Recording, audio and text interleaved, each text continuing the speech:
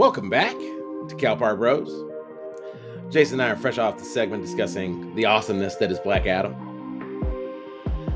Second segment is going to be the Chicago Bears, or rather, what's left of it. Is there actually a team left after Ryan Poles has traded away what's left of it? Okay, relax. He's traded away 2 players. Relax. There's still gonna be a team. He's traded away. He's traded away 2 players since this podcast started, Jason. Okay, we get your exaggeration. Relax. Okay, let's keep rolling here. Yeah, he literally traded away 2 players while I was standing in line to get my COVID and flu booster on Monday. I was like looking down. I was like, God damn. Okay, that might be true. That actually might be true. I had my name called. I look down. I look at the guy next to me. I was like, did that really just happen? I was like, shit. Anyways, so, but the only thing that can really take my disdain away from any of this trade business is the fact that the team is, really mediocre, and the only thing that really takes up most of my weekends most Sundays in this fall is, them getting a snowball's chance in hell of being on the same in the same stratosphere playing the Dallas Cowboys this past Sunday. And for a little bit, they thought they were in that game. They gave people the impression they were in that game. What was it, 23-29? Jason, did you even watch the game? So I did not. I kind of sort of was keeping track of the game because I actually have Dak Prescott on my fantasy football team. So I was watching through that, also the kind of the game time sports ticker or whatnot. So I wasn't watching the game. I was watching from, indirectly. And so, yeah, different perspective than what you have since you actually watched some of the game before. I think you probably quit watching. So yeah. Yeah, I watched just enough. I was hanging out with some friends Sunday. I was trying to get run some errands, take care of some business. And, I was trying to coordinate some errands for my mom. And the mistake that I made is that, oh yeah, I'll take care of that as soon as this Bear game was over. And that's when it was 23-29. And I think literally 13 minutes later, when it was like 23-29, and then it was like turning up being like, I think the Cowboys had like 42 points later. I was like, yep, I'm on my way. I think I literally called her in the car. I was like, yeah, Mom, I'm on my way to Sam's Club. Don't worry about it. I got you. Like, I'm literally giving her like Chris Rock like updates. I'm in the car.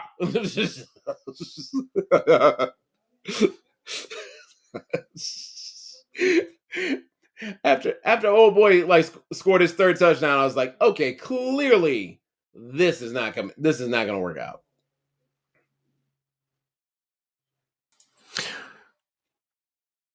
So regarding, keeping on point, I guess, with the trade, I mean, so obviously, like you said, the Roquan Smith trade happened on Monday.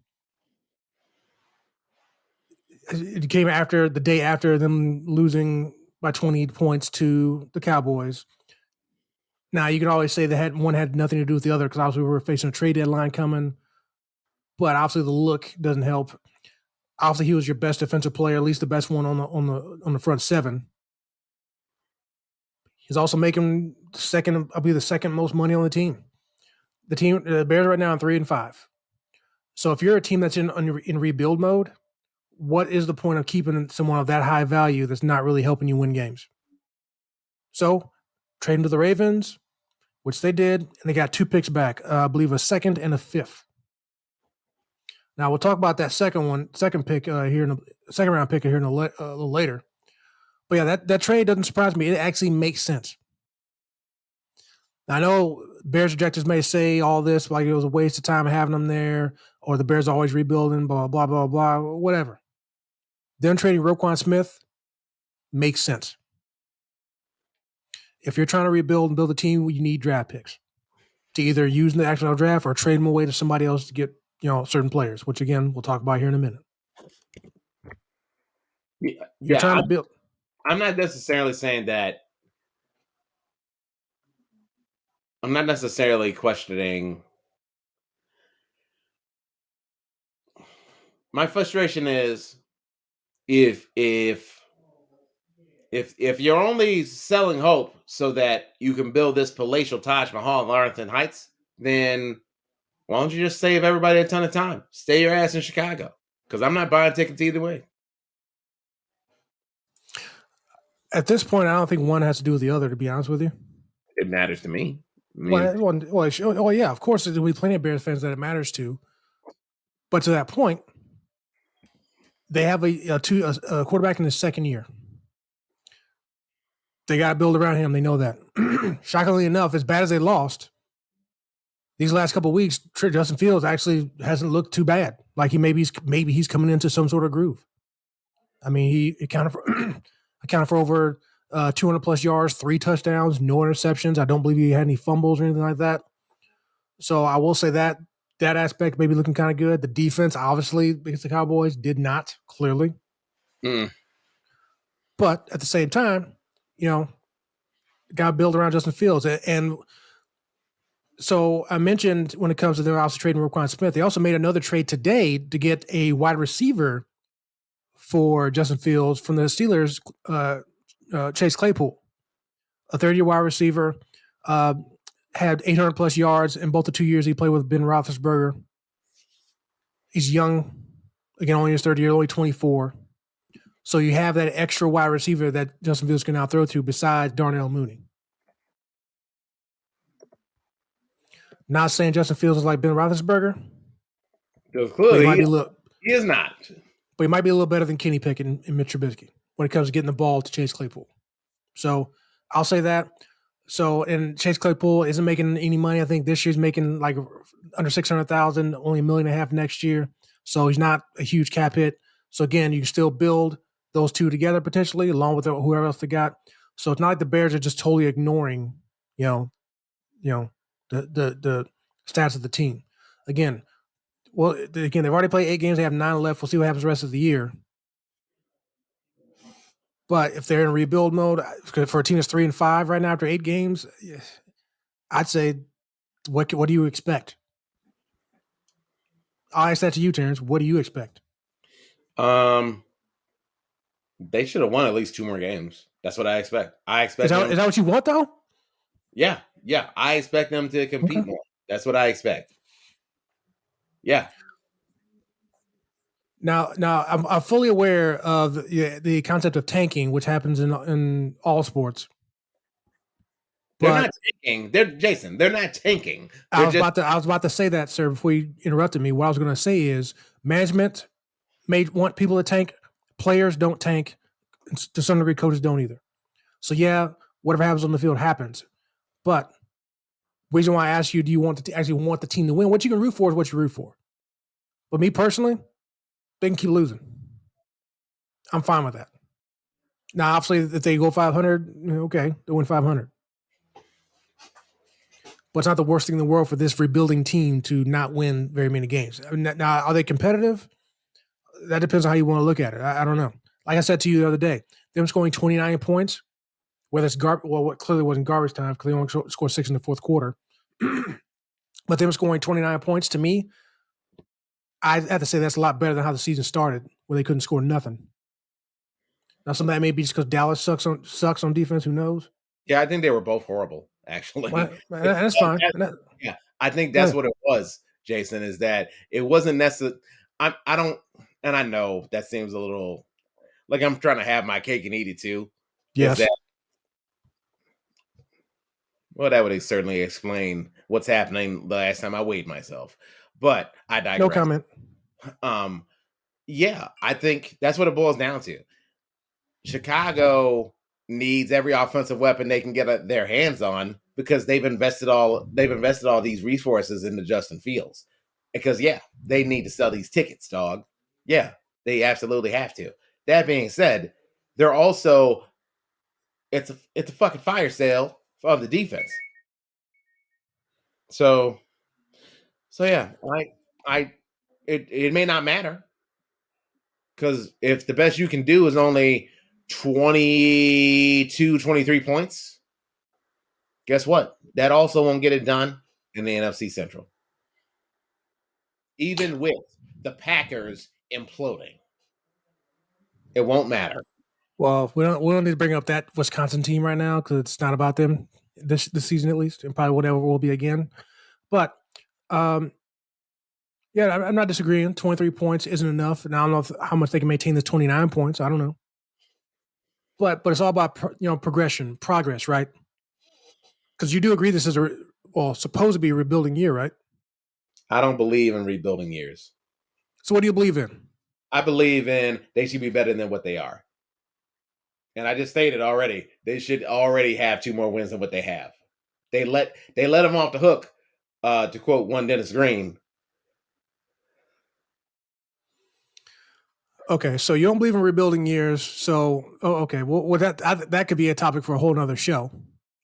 But Terrence has already made his case that he's not happy with the Bears being 3-5, even though everyone going into the season, other than Terrence, would agree this is a rebuilding year based off of lots of sort of factors.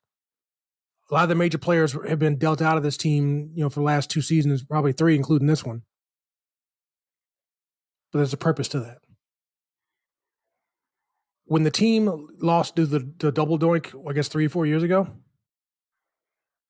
that started the downward slide of the Bears, unfortunately, when it comes to potential when it comes to winning championships, right? The change had to happen, including management, quarterback, all the other stuff. It's part of the process, right? Only thing you can hope is that Justin Fields gets better. And again, I don't know if it's true it's part of the coaching or personnel. I'd probably say maybe more the coaching and just his personal growth. That's what we're really looking for. And I think it's been made pretty clear that he is growing, and the team losing has nothing to do with him and or the offense. At least not as much as it was week 1. And like I said, they still have 9 games left. We don't know what's going to happen. I mean, the schedule may not be the toughest, but it ain't the easiest. So we'll see. I think I told you when the year started, I don't expect them to win more than 4 games, but now they already have 3. I mean, yeah, they could only win 1 the rest of the year, but who knows?